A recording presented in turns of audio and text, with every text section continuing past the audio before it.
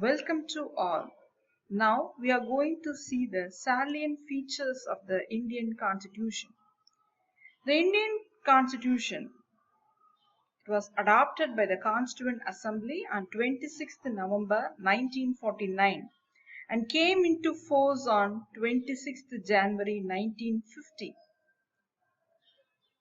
Is Dr. B.R. Ambedkar, the father of our Indian Constitution. He is also known as Modern Manu.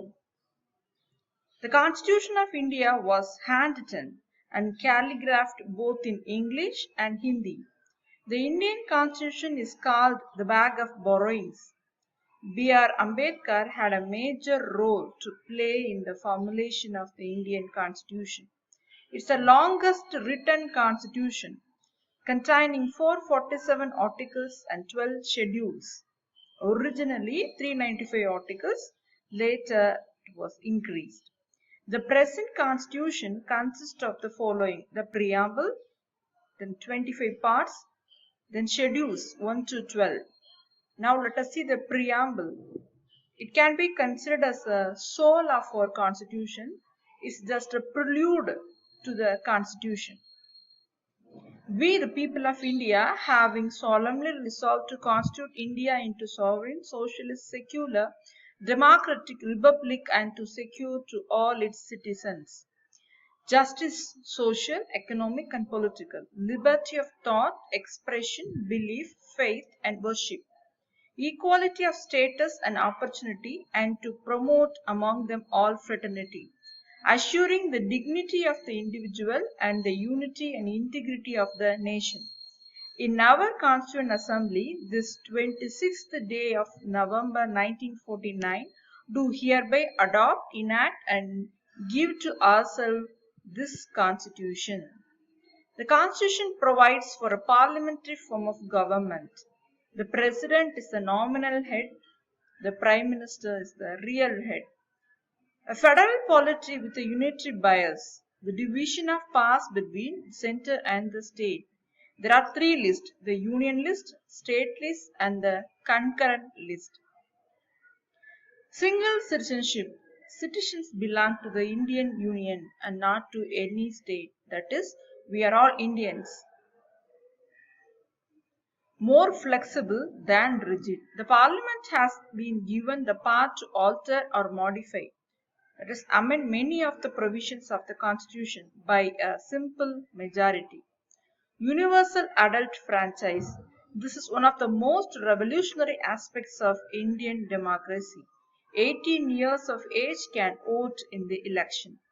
The provision of fundamental rights. The fundamental rights consist of the right to equality, right to freedom, right against exploitation, and the right to freedom of religion, cultural and educational right, and finally, the most important, the right to constitutional remedies that makes the enjoyment of other rights real and enforceable.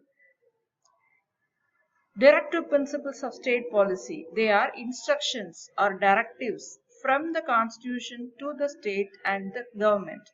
It's the duty of the government to implement them. Originally, there were 20 directive principles.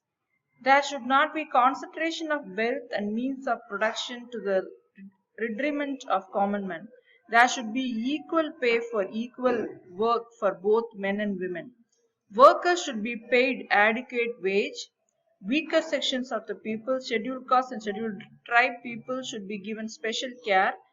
The state should promote respect for international law and international peace. In general, the relative principles aims at building a welfare state.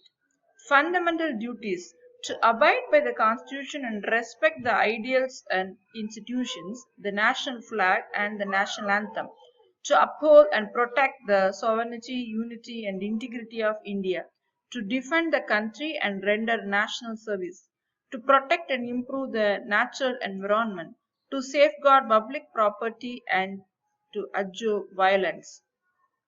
Protection of minorities.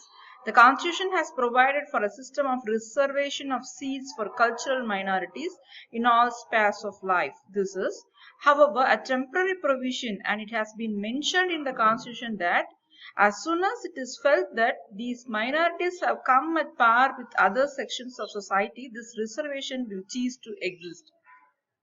It provides bicameral legislature, the Council of States, the Council of People. The Council of States, the upper house, and House of People, lower house. Provision for autonomous organizations, Election Commission, Supreme Court, these are the autonomous organization. Emergency provisions. Constitution provides emergency provisions also. There are three types of emergencies: central emergency, state emergency, and financial emergency. Conclusion: a democratic country needs a constitution because it tells us the fundamental nature of our society. It defines the nature of country's political system. Thank you.